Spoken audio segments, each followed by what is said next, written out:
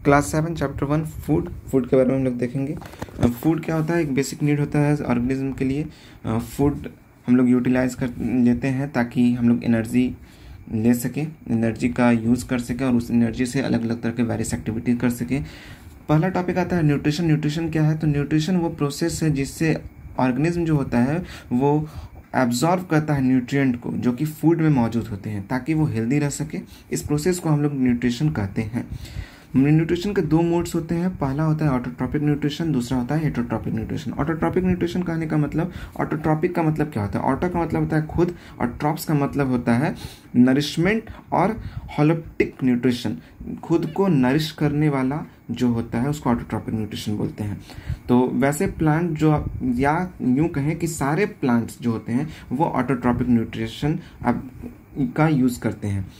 क्यों? क्योंकि वो फोटोसिंथेसिस प्रोसेस के माध्यम से क्लोरोफिल के प्रेजेंस में, वाटर के प्रेजेंस में, एयर के प्रेजेंस में, मिनरल्स के प्रेजेंस में अपना खाना खुद बनाते हैं, किसी दूसरे पे डिपेंड नहीं रहते हैं। इसलिए ऐसे जानवर को, ऐसे प्लांट्स को autotrophic modes of nutrition utilize करते हैं। सेकेंड आपका आता है हेटरोट्रॉपिक। हेटरोट्रॉपिक न्यूट्रिशन किसे बोलते हैं? हेटरोट्रॉपिक न्यूट्रिशन का मतलब होता है वैसे ऑर्गेनिज्म जो दूसरों पे डिपेंड होते हैं, जो प्लांट्स पे डिपेंडेंट होते हैं, ऐसे ऑर्गेनिज्म जो होते हैं वो जिस तरह का न्यूट्रिशन एब्जॉर्ब करते हैं, जिस तरह का मोड्स ऑफ न्यूट्रिशन लेते हैं, ऐसे organism mainly heterotrophic nutrition modes अपनाते हैं। हेटरोट्रॉप्स का मतलब क्या होता है? ये तो हेटरोट्रॉपिक का मतलब होता है कि वैसे जीव जंतु या वैसी ऑर्गेनिज्म जो रेडीमेड बना बनाया फूड जो कि ग्रीन प्लांट बनाते हैं उसको डायरेक्टली या इनडायरेक्टली जिस भी तरीके से बोलेंगे ऐसे मोड को हेटरोट्रॉपिक न्यूट्रिशन कहते हैं। एक ऐसा ऑर्गेनिज्म होता है जिसका नाम है यूग्लिना। ये जो होता है वो ऑटोट्रॉप मोड अपना सकता है, इसके पास कैपेबिलिटी होती है फोटोसिंथेसिस प्रोसेस करने का, लेकिन ये आलसी होता है, ये नहीं करता है। ये हेटरोट्रॉपिक मोड ऑफ न्यूट्रिशन ही अपनाना पसंद करता है। अब आता है फोटोसिंथेसिस। फोटोसिंथेसिस प्रोसेस वो प्रोसेस होता है जिसके माध्यम से भोजन प्लांट जो है वो बनाता है। इसमें क्या ज़रूरी है? इसमें आपको सबसे इम्पॉर्टेंट है सनलाइट, उसके बाद मिनरल्स, वाटर्स, कार्बन डाइऑक्साइड। इनके प्रेजेंस में प्लांट जो होता है वो फोटोसिंथेसिस प्रोसेस करता है। कैसे? प्लांट्स को कार्बन डाइऑक्साइड की जरूरत होती है। कार्बन डाइऑक्साइड वाटर के साथ रिएक्ट करता है, दोनों एक दूसरे के साथ मिलते हैं सनलाइट और क्लोरोफिल के प्रेजेंस में, और लास्टली क्या बनता है? ग्लूकोज और ऑक्सीजन। ये ऑक्सीजन हमारे लिए होता है O6 के फॉर्म में आता है, 6CO2 के फॉर्म में आता है, 6O2 के फॉर्म में आता है। ग्लूकोज का फॉर्मूला होता है C6H12O6। मेनली आपको ये केमिकल रिएक्शन पे ध्यान देना है। 6CO2 + 6H2O, सनलाइट और क्लोरोफिल के प्रेजेंस में C6H12O6 + 6O2। इसी प्रोसेस को फोटोसिंथेसिस प्रोसेस बोलते हैं। इसके लिए क्या क्या चीज़ें जरूरी है? इसके लिए कार्बन डाइऑक्साइड का होना जरूरी है। सनलाइट कैसा है? विजिबल लाइट है। विजिबल लाइट यानी जो हम लोग को दिखाई देने वाला लाइट है वो लाइट।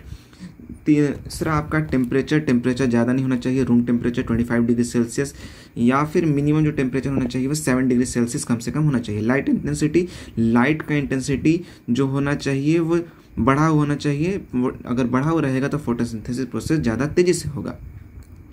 इसके बाद आता है how do plant obtain their requirement for photosynthesis. Photosynthesis process करने के लिए प्लांट कैसे अपने रिक्वायरमेंट को फुलफिल करते हैं? तो water, mineral, carbon dioxide, sunlight, chlorophyll के प्रेजेंस में फोटोसिंथेसिस प्रोसेस होता है। वाटर मिनरल जो होते हैं वो आपको ज़मीन से मिल जाते हैं। कार्बन डाइऑक्साइड नेचर में हवा में मौजूद होता है, वहाँ से मिल जाता है। सनलाइट हर जगह मौजूद है, सूरज की रोशनी असीम है। क्लोरोफिल जो होता है वो प्लांट में पाया जाता है। अब कैसे पता चलेगा भाई क्लोरोफिल है कि नहीं? वैसे पौधे जो हरे कलर के होते हैं उसमें क्लोरोफिल होता है। कुछ ऐसे प्लांट्स होते हैं जिनके में हरे पत्तियां नहीं होती हैं, वो दूसरे तरीके से मोड ऑफ न्यूट्रिशन अपनाते हैं। उसके बारे में भी आगे पढ़ेंगे। पत्तियों का काम क्या है? तो पत्तियों का काम फोटोसिंथेसिस में बहुत इंपॉर्टेंट होता है। पत्तियों में होता है स्टोमाटा। यहाँ पे आप देख सकते हो स्टोमाटा।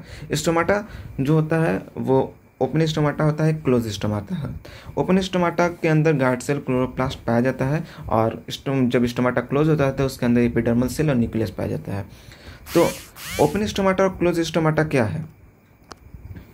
ओपन स्टोमाटा और क्लोज स्टोमाटा कहने का मतलब ये है कि जब प्लांट जो होते हैं वो सनलाइट को एब्जॉर्ब करते हैं तो वो जो एब्जॉर्ब पार्टिकल्स हैं, फोटॉन्स है, वो उस स्टोमाटा के अंदर जाता है। वो मिनरल्स, वो वाटर, वो सारा स्टोमाटा प्लस जाता है और तब वहाँ जाकर खाना बनता है।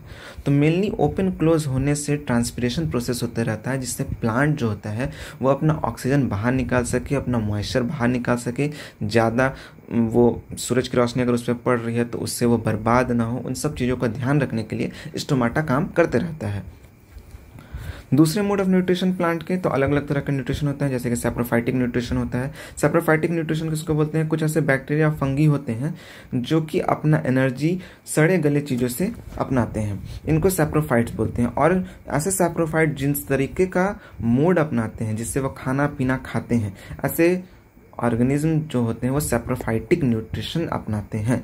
जैसे एग्जाम्पल हो गया ब्रेड, फिर आपका लैक्टोबैसिलस। लैक्टोबैसिलस कहने का मतलब दही में जो ऑर्गेनिज्म होता है जिसके कारण दूध से दही बनता है, वो लैक्टोबैसिलस ऑर्गेनिज्म होता है। ये लोग क्या करते हैं? सड़े गले चीज़ों का इस्तेमाल करते हैं और अपना खाना पीना यूटिलाइज करते हैं।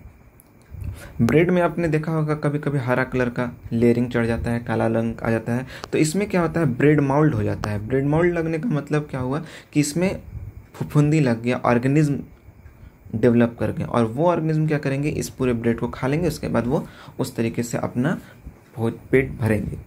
उसके बाद आता है इंसेक्टिवोरस न्यूट्रिशन। इंसेक्टिवोरस न्यूट्रिशन में वैसे plant which supplement their nutrient by trapping and digesting animal. कुछ प्लांट आप सुने होंगे जो कीड़े मकोड़ों को अपने अंदर ऑब्जर्व कर लेता है, जैसे कि आपका क्या कहते हैं इंसेक्टिवोरस प्लांट, पिचर प्लांट हो गया कुछ।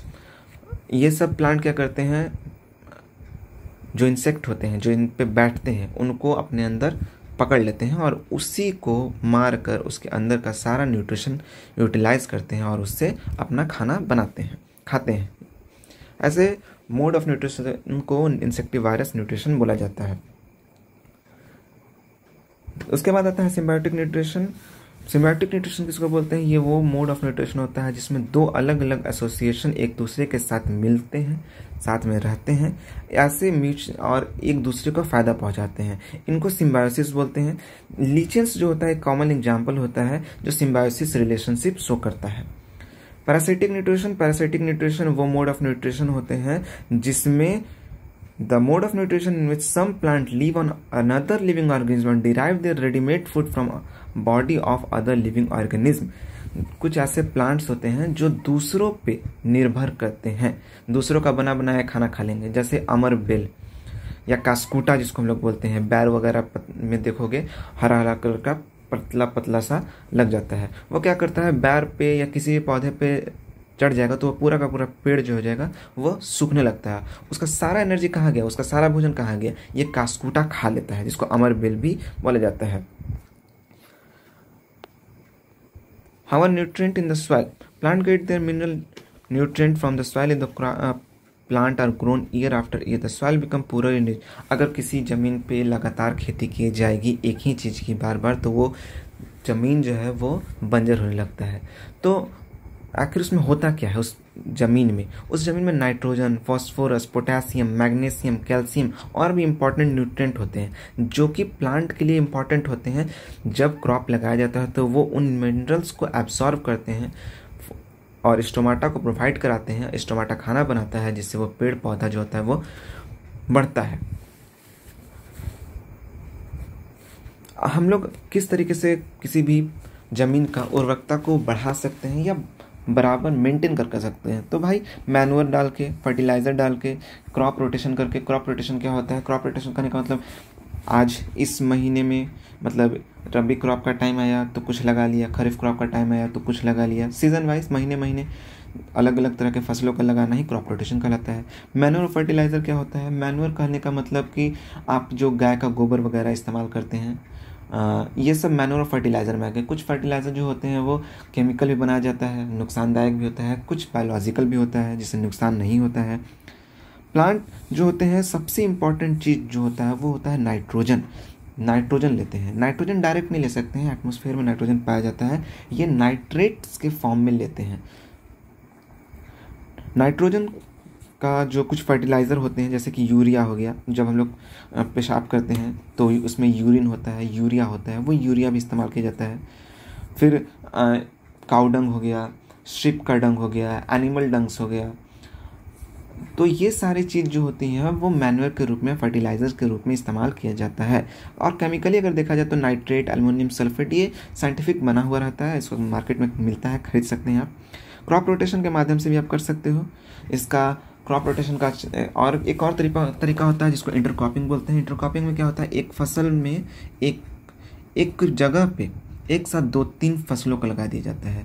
लिग्यूम प्लांट्स लगाए जाते हैं, जैसे कि दाल, चना, ये सब लगा दिया जाता है, जिससे प्लांट का न्यूट्रिशन बरकरार रहता है। अब आपको क्या करना है, चैप्टर कंप्लीट हो गया। आपको की टर्म्स उतारने हैं, उसके बाद मल्टीपल चॉइस, फिलअप और मैच द कॉलम खुद से ढूंढना है। वेरी शॉर्ट खुद से ढूंढना है, शॉर्ट आंसर टाइप खुद से ढूंढना है, टिक द करेक्ट खुद से बनाना है और डिफाइन खुद से बनाना है। लॉन्ग आंसर का सॉल्यूशन मैं आपको भेज दूंगा।